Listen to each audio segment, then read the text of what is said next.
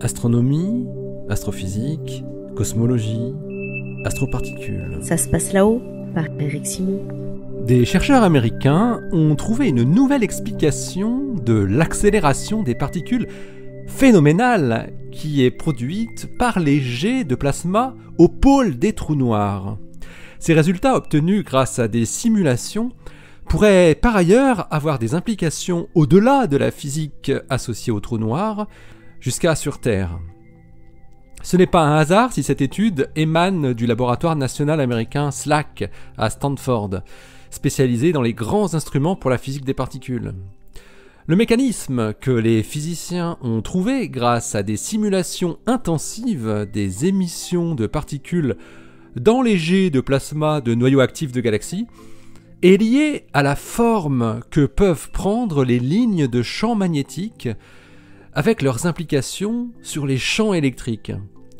Ce qu'il montre, c'est que les lignes de champs peuvent littéralement s'enchevêtrer les unes dans les autres, à l'image de spaghettis dans une assiette que l'on aurait bien mélangée.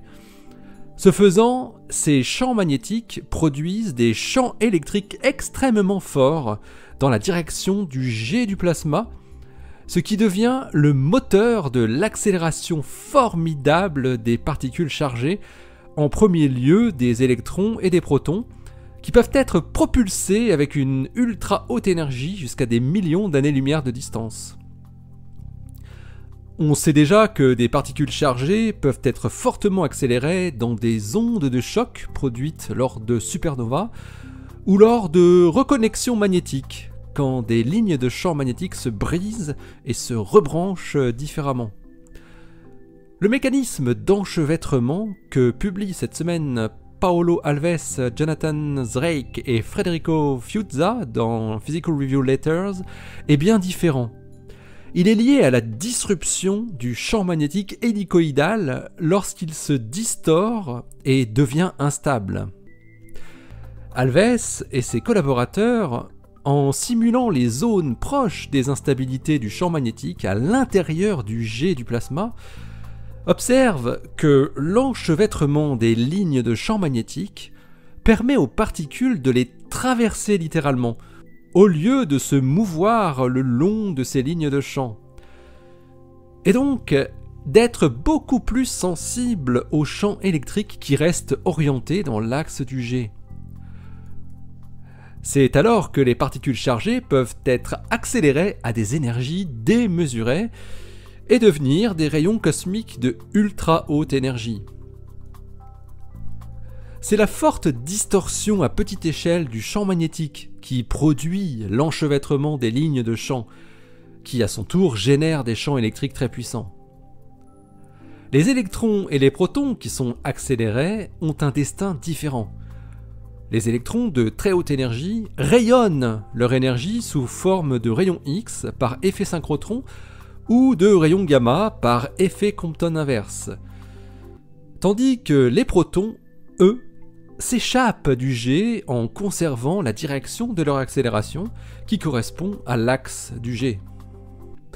Pour en arriver à leur conclusion, les physiciens ont simulé 550 milliards de particules sur un supercalculateur du laboratoire national d'Argonne aux États-Unis en reproduisant un mini-jet de trous noirs numériques qu'ils ont pu ensuite extrapoler à un cas réel. Ce qui apparaît bluffant, c'est que ce mécanisme d'accélération explique très bien et pour la première fois à la fois le spectre des photons de très haute énergie qui est observé dans les noyaux de galaxies actives et les rayons cosmiques les plus énergétiques jusqu'à 10 puissance 20 électronvolts dont l'origine est toujours débattue. Alves et ses collaborateurs vont maintenant essayer d'expliquer les observations astrophysiques qui montrent souvent l'existence de variations rapides du rayonnement des jets de trous noirs dans le temps.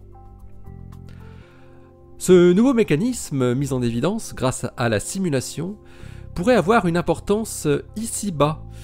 Il pourrait être à l'origine de disruptions et d'accélérations de particules plus ou moins intempestives dans les plasmas de fusion tels que ceux des tokamaks. Mais ce nouveau mécanisme pourrait également exister au niveau de la couronne solaire et même dans la magnétosphère terrestre. Allez, d'ici la prochaine, portez-vous bien, restez bien les yeux vers le ciel, et toujours, restez bien les pieds sur terre. Hein. Allez, salut!